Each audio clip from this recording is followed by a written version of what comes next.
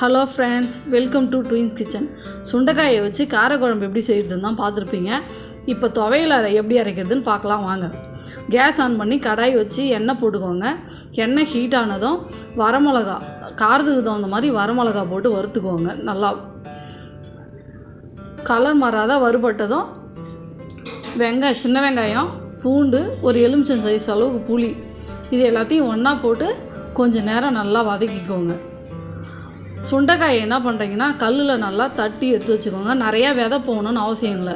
அது சும்மா கல்லில் தட்டி தண்ணியில் போட்டு ஒரு அலசிட்டு வெங்காயம், பூண்டு, புளி கூட அந்த சுண்டைக்காயும் போட்டு உங்களுக்கு தேவையான அளவு உப்பு சேர்த்து கொஞ்சம் நல்லா வதக்கி விட்டுக்கலாம். நல்லா வதக்கி விட்டுக்கோங்க. நல்லா வதங்கட்டும். இது அப்போ தான் கசப்பு இல்லாத இருக்கும். வதங்கன்னு நல்லா ஆறினதுக்கப்புறம் ஒரு மிக்ஸி ஜாரில் போட்டு ஒரு 2 ஸ்பூன் வெல்லம் சேர்த்து இதை நைஸாக அரைச்சி எடுத்துகிட்டு வந்துடுங்க. நான் வெல்லம் சேர்த்ததோ காட்ட மறந்துட்டேன்.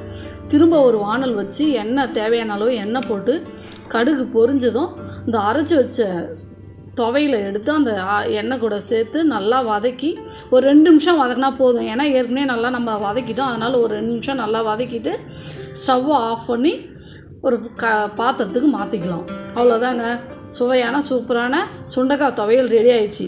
நீங்கள் செஞ்சு சாப்பிட்டு பார்த்துட்டு எப்படி இருக்குதுன்னு சொல்லுங்கள். துளி அளவு கூட கசப்பு இல்லை. வயிற்றில் குழந்தைங்களுக்கு பூச்சி இருந்தால் கூட செத்துடும். இது ஒரு தடவை நீங்கள் செஞ்சு சாப்பிட்டு பார்த்துட்டு பிடிச்சிருந்தா லைக் பண்ணுங்கள், ஷேர் பண்ணுங்கள், சேனலை மறக்காத சப்ஸ்கிரைப் பண்ணுறேங்க.